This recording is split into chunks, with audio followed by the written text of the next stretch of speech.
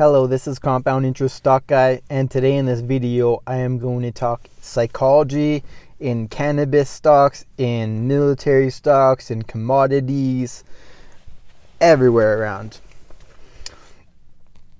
So stay tuned. Shaka. If you're new to the channel, please subscribe, hit the bell down below, give me thumbs up. I do appreciate it. It helps my channel grow, and so more people can see it, and it pushes me to make more videos that are like that. It lets me know which videos are more well received or not. So I appreciate the data. Yep. I want to disclose I'm not a financial advisor. This is just for entertainment information purposes. Do not buy or sell based on anything I talk about. Buy or sell after you did your own research, due diligence, and you like the investments you're pursuing.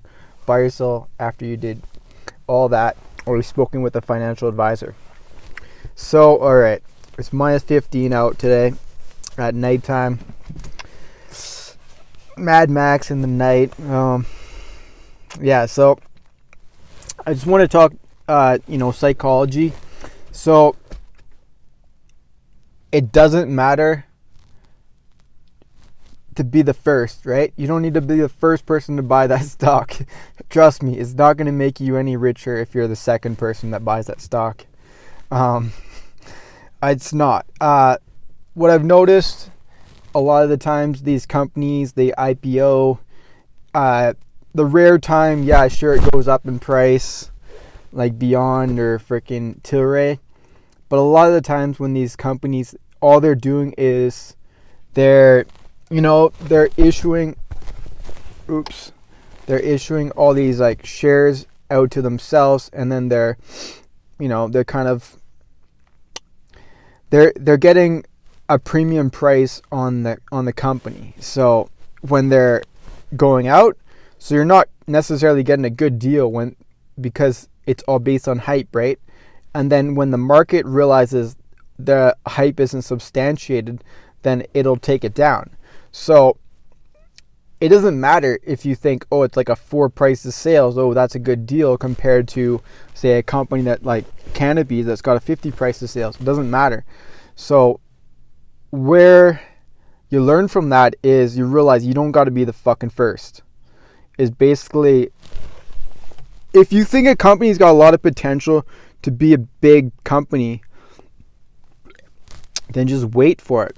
Wait for it. Have it on your watch list. Wait for it. Wait for it. Wait for it. Wait for it. You don't gotta accumulate a position too early. When the company's so hated and the market just says like, oh, the industry's so bad, and then you start realizing, and you have a contrarian outlook, and then you start to see like little glimmers of hope that, oh shit, Ontario is actually going to be opening up a lot of these stores. Things like that. Oh, they're going to have more stores in BC. Or they're going to have more stores in Alberta. Oh, they're going to have edibles. Oh, they're going to have infused beverages.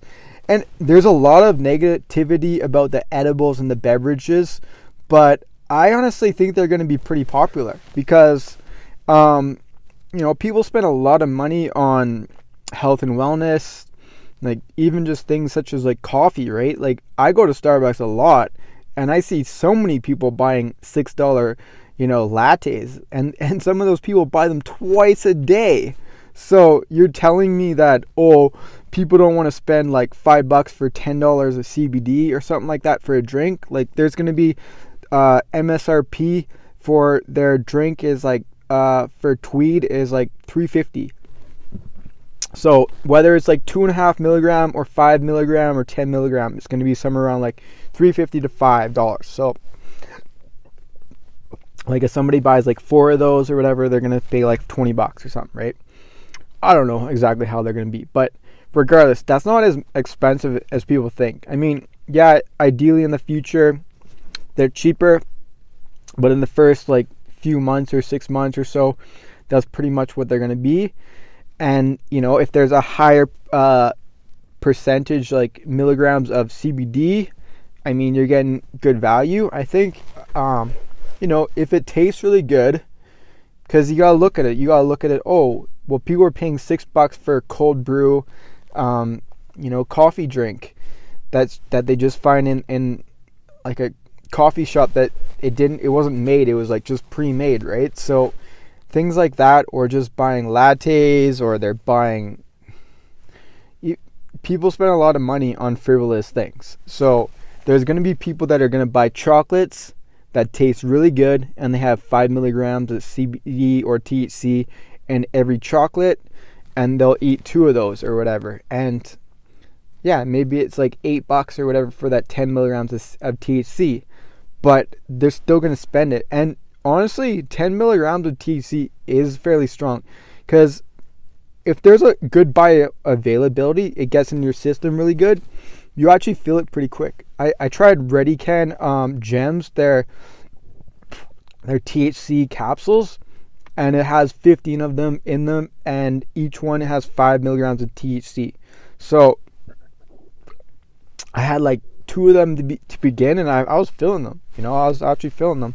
So, and then I had them all in one night. That's 75 milligrams. And I can smoke like 2 joints or whatever and not be that effed up. And that was 75 milligrams. And I was pretty wrecked off of 75 milligrams of THC. So I think you're going to actually be surprised that people who don't really use cannabis are actually going to be fairly knocked out after like 15 to 20 milligrams of THC. Like, I'm thinking you're going to be really surprised. So these are going to be so that's just going to grow the industry in Canada. And then global, as that kind of heats up and people realize, we want to have this recreational in other countries, right? Because we see all these tasty things. In USA, they don't have the research and due diligence to make the amazing, most like best drinks and beverages and all that stuff yet. So I don't know. So regardless, the market, now that it's seeing that, you don't need to be the first, right? And it doesn't matter about being the first, because if you're the first, you're probably going to pay too much money to get that stock. Wait for it when nobody cares about that stock, and then buy it. When everybody says it's such a bad stock, but you can extrapolate value from it, that's when you start buying it. Because if you see my video, I'm like fucking super sad, and I'm like really angry and stuff that day when I found out about the rights offering with Zenabis. And then I wrapped my head around it, and I did my digging, and I'm like, oh my God, like this is just a way for all the insiders to get rich off their 15-cent shares. So then I was like, fuck it, I'm going to go do exactly as much as I can how they're doing it. Obviously, I don't have 6 million rights like them, or I don't have the money to buy that many, exercise that many rights. But regardless, so, and then when you look at commodities, like say copper is like very well disliked, but if you have a long-term time horizon, you can make a lot of money. Like for FCX, Freeport McRowan, they're one of the biggest, or there's Southern Copper. I don't know what their ticker is off the head of my heart, but those companies have been around a long time, and copper's at a pretty low price in the last 5 years.